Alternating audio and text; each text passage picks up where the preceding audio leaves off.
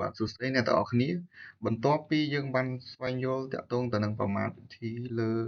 ឯកវិធីរួចហើយអញ្ចឹងយើងទៅស្វែងយល់បន្ទាប់ទៀតទៅលើប្រមាណវិធីលើពហុធាតុម្ដងអញ្ចឹងយើងមើលវត្ថុអំណងរបស់យើងស្វែងយល់ពីរបៀបនៃការធ្វើប្រមាណវិធីទាំង4លើពហុធាតុមានអីខ្លះបូកដកគុណនិងចែកប៉ុន្តែនៅក្នុងវីដេអូនេះគឺខ្ញុំផ្ដោតសំខាន់ទៅលើការបូកហើយនិងដកនៃពហុធាតុនិងពហុធាតុទេអញ្ចឹងប្រមាណវិធីបូកនិងដកនៃពហុធាតុអញ្ចឹងយើងមើលឧទាហរណ៍របស់យើងមានឧទាហរណ៍ទី1ហើយនិងឧទាហរណ៍ទី2គេមានផលបូកនៃកន្សោមពហុធាតុ2 3ដក 3x បូក 5y និង x ដក 2y អញ្ចឹងគេសរសេរបានថាបែបនេះទម្រង់ដែលមានទម្រង់បែបនេះបន្ទាប់មកគេសរសេរបានបែបនេះដោយការលុបវងកញ្ចក់ចេញដោយសរសេរបានជាផលបូកបន្តគ្នាបែបនេះបន្ទាប់មកគឺយើងត្រូវតម្រៀបឬក៏ផ្ដុំតួណាដែលមានអថេរដូចគ្នាដូចឧទាហរណ៍នៅក្នុងនេះដក 3x ហើយនិង x គឺមានអថេរដូចគ្នាអញ្ចឹងគឺផ្ដុំមួយក្រុមហើយ 5y ហើយនឹងដក 2y នេះគឺមានអថេរ y ដូចគ្នាដូច្នេះគេផ្ដុំ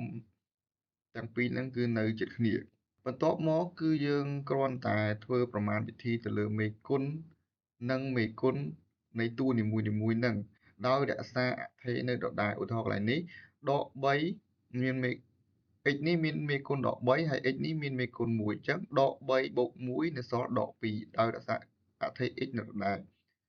5y ដក 2y អញ្ចឹងនៅសល់ប៉ុន្មាននៅសល់ 3 ឧទាហរណ៍ទី2ដូចគ្នាដែរគឺផលដកគេគណនាផលដកនៃកន្សោមពហុធាតុចំនួន2ដែលពហុធាតុទី1គឺ 3x ដក 7y និង 5x ដក 5y អញ្ចឹងគេសរសេរបានប៉ុណ្នេះឥឡូវយើងមើលកន្លែងនេះគេសរសេរបានប៉ុណ្ណឹងហើយគេគុណសញ្ញាដកនេះចូលនៅក្នុងកន្សោមមួយនេះអញ្ចឹងគេបានប៉ុណ្ណេះ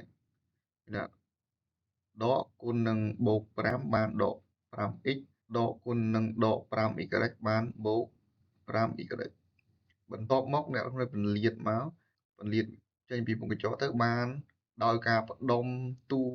ដែលមានអថេរដូចគ្នា 3x ដក 5x អញ្ចឹងនៅសល់បានដក 2x ហើយ7ដក 7y បូក 5x គឺបានដក 2y អញ្ចឹងតាមរយៈឧទាហរណ៍ទី1ឧទាហរណ៍ទី2គេទាញថាដើម្បីបូកឬដកពហុធាតុគេត្រូវបូកឬដកតួដែលមានអថេរដូចគ្នាអញ្ចឹងសង្ឃឹមអ្នកនរគ្នាយល់អ្វីដែលខ្ញុំនិយាយបូកផ្សំទៅនឹងខ្លឹមសារនៅក្នុង slide ក៏ដូចជានៅក្នុងសៀវភៅនេះឥឡូវយើងមើលលំហាត់គំរូ